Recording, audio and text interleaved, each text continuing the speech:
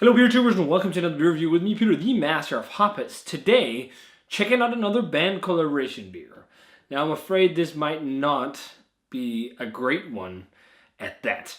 So today guys, we're looking at none other than the Volbeat, none other than the Volbeat beer. So the official Volbeat beer. A lot of bands have gone down the route of creating alcoholic beverages to enjoy at their concerts. Some succeed in making some very nice products. Some don't. And I don't have high hopes for this one. But a lot of you guys probably know Volbeat. It's one of the most famous, more modern Danish rock and roll, hard rock, metal-ish bands. I mean, they are kind of metal, right?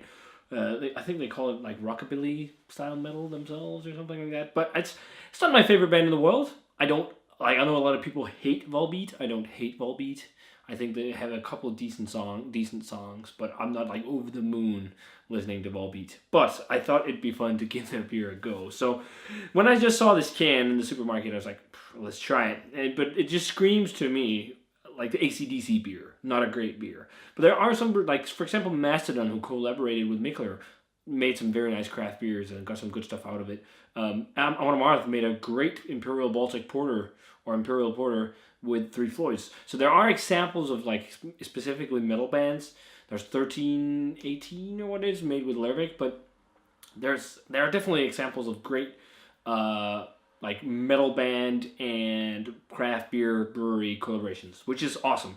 But then you have some of the more, well, not so exciting ones, let's say it like that. Also, like the collab with Pig Destroyer they do at Three Floyds. That's also really good. The double IPA. I forget the name now. But there's a lot of those beers out there. And I always love to see metal bands come in, do collabs, but then actually chime in with like something. I don't know how this was. I guess the guys at Volbeat like Pilsners maybe. I don't know. Or I feel like it's a bit more of a marketing gimmick. Because when you read on the side of a can, it says that it's brewed for bravado merchandise in Berlin. And I know in Germany, they're huge in Germany, Volbeat. Huge band in Germany.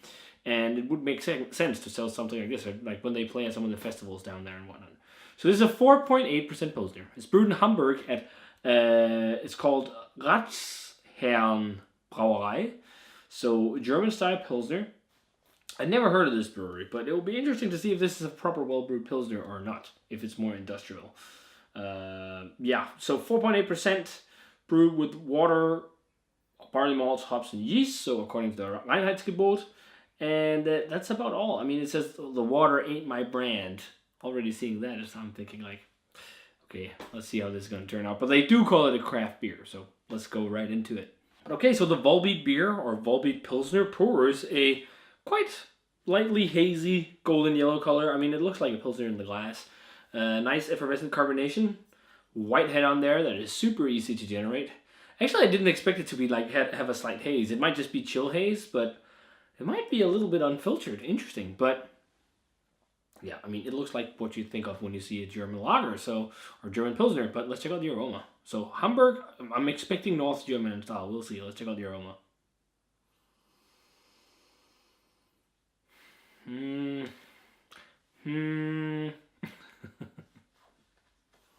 Like, and the people who follow me, who's been following me for a while, know that I really like a very well brewed Pilsner.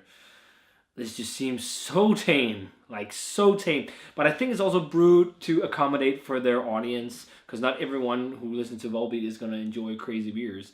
Actually, I'm kind of trying a lot of German beers, or a few German beers tonight.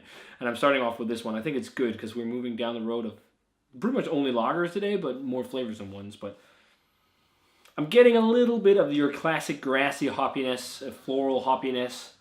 But it's got soapy notes too. It's got a little bit of a sulfur note there on the back end, and some sweet like malt, almost like a little bit of a slight cardboardy twang. It's like almost there to be like, ooh, this smells like a decent Pilsner, but then it just has a bit of like yeah, that the sulfury almost, yes, sulfury aroma is kind of like rotten eggs or farts or something like that. But then a little bit of this cardboard thing. Let's see. Let's try, guys. Cheers. Here's to Volbeat making a Pilsner. Volbeat. Booza. Nah. A poola booza. Isn't that what they sing? The aroma was definitely more promising than the flavor. If we talk band beers, similar.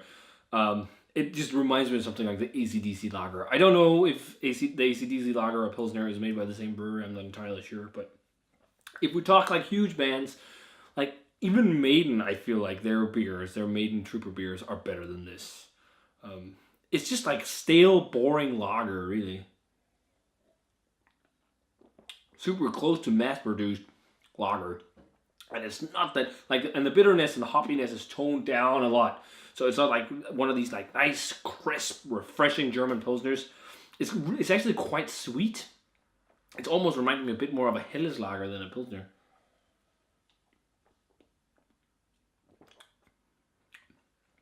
Just tame, boring. There's not like if you get a really good lager, you taste some very nice yeast esters and a little bit of a yeasty profile from the lager yeast, but you also get like this super fresh grassiness, and like the traditional hops really shine with a sing of like sweet bready malt and everything. But this just feels so empty. It feels like mass produced. Like anyone could just brew this beer and slick the Volbeat label on there. It could be whatever German brewed lager from one of the bigger breweries. And I don't know, Ratsherrn Brewery. I don't know if they're a small craft brewery or what they are, but I'm just not a big fan of this one. But again, they have to, accommodate their audience. So I guess they'd enjoy it if they like just mass produced lagers.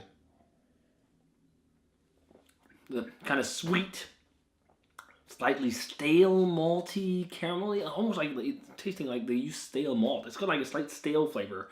And then the plus sides, though, there is a little bit of that singy hop flavor that you'd want. There's a little bit of grassiness, a little bit of a floral note, a little bit of pepper or something like that, but it's not a lot. But yeah, what do you expect? I didn't expect it. It was super cheap too.